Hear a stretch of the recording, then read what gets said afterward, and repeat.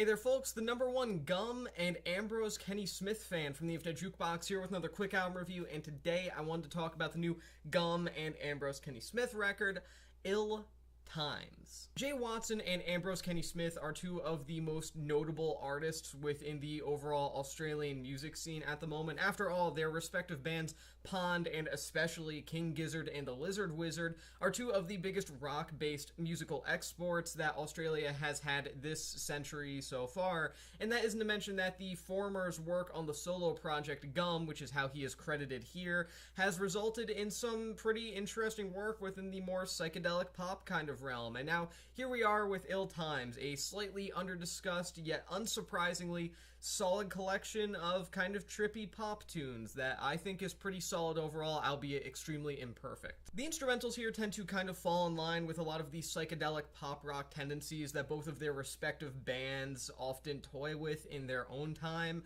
and in that sense, people who are really familiarized with both Watson and Kenny Smith's respective work, both as artists in their own right, will probably not find a ton to dig into here, or at the very least, if people are approaching this record knowing both overall background and expect something new, they might end up being a little bit disappointed. That being said, there is certainly something to say about the quality of some of the tracks here in terms of overall structure. The sort of light, airy soulfulness of cuts like Old Transistor Radio makes some of the highlights of the record overall, and certainly some of the best moments that we've gotten from any sort of collaborative project between two artists as notable as this within a specific scene this year so far. The vocal work here is generally pretty solid and fitting of the music as well, if not somewhat one note upon repeated listens, and while the production is well executed in a manner that allows the record to work as a fun, psychedelia-oriented pop album while also presenting things from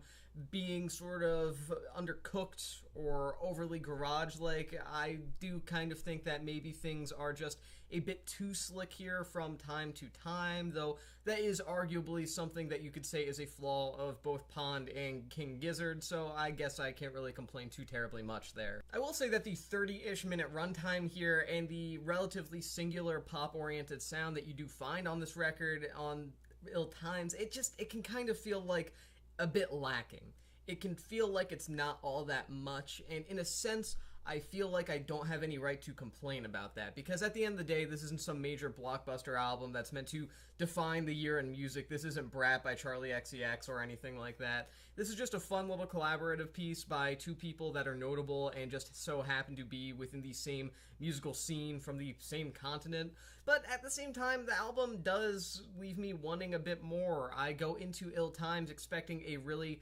empowering and noteworthy and exciting psychedelic pop album, and I walk out of it feeling like I kind of got that, but that there should have been more. And in that sense, I do feel ever so slightly disappointed in this record, not because the content there within is weak, but because it's strong enough that it almost warrants more development and more time. But hey, you know, Ill Times as a whole, it's not a bad record by any means. In fact, it's actually pretty solid, and while it is maybe a little bit lacking in terms of overall substance, it's still a fun little collaborative effort, so long as you're willing to put any issues that you may have with its lack of innovation aside. It pretty much could have come from either King Gizzard or Pond, but at the end of the day, I greatly enjoy both of those bands, so